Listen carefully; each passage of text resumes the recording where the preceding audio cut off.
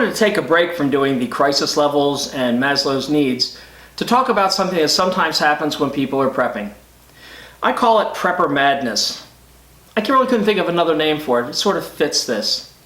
Prepper madness is when a new or experienced prepper gets a gut feeling that says they need to super prepare for a specific event which is imminent to happen. What that prepper madness means is that, well, if this is rice, and this represents 30 days worth of rice. Someone with prepper madness would take this and buy this much rice for the same time period. It's sort of an uncontrollable spending based on information which is primarily internal. How you can prevent this from happening is you follow the procedures that I have outlined. You have crisis levels, which have specific events within that 72-hour time frame, or like crisis level 1 is a 72-hour event, and that's what we're talking about for the first two videos. The 72 hours has specific events which are most likely to happen in your area.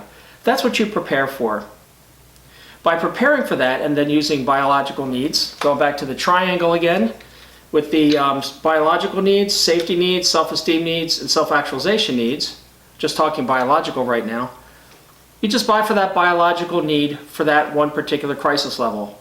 And then from that you build on to crisis level 2, 3, 4, 5. So what you're doing essentially is you're actually buying for the crisis level that you're preparing for. Not the crisis level 4, which is something that may never happen in your region. You may eventually get to that point, but right now you need to prepare slowly and gather things up quietly because it's less expensive and more effective. Another way to stop prepper madness is to talk to other people who are preppers. You don't have to give your name if you're an online community, but kind of throw it out and see if other people are feeling the same feeling. Is there a collective consciousness in the universe? I don't know. But I do know that if a lot of people start thinking a certain way, perhaps there's information that I might need to plug into to handle a problem later on. With prepper madness, there's a secondary bad thing that happens. It's called prepper remorse. Prepper remorse is when you go to your stock of supplies and you find out that you have this much rice, which is a tremendous amount of rice, and the expiration dates are coming up. You need to dispose of the things that you have prior to expiration dates so that there's no waste. Food kitchens, churches, there are different organizations that you can transfer your things out to so that someone benefits from them and it's not a total loss for you.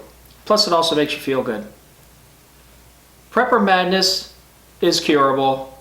Prepper madness is normal. Prepper madness just sometimes happens.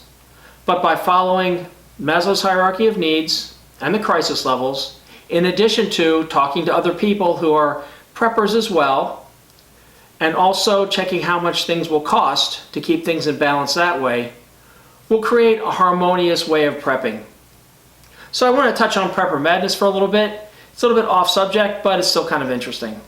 This is Prepper Kevin saying, be safe.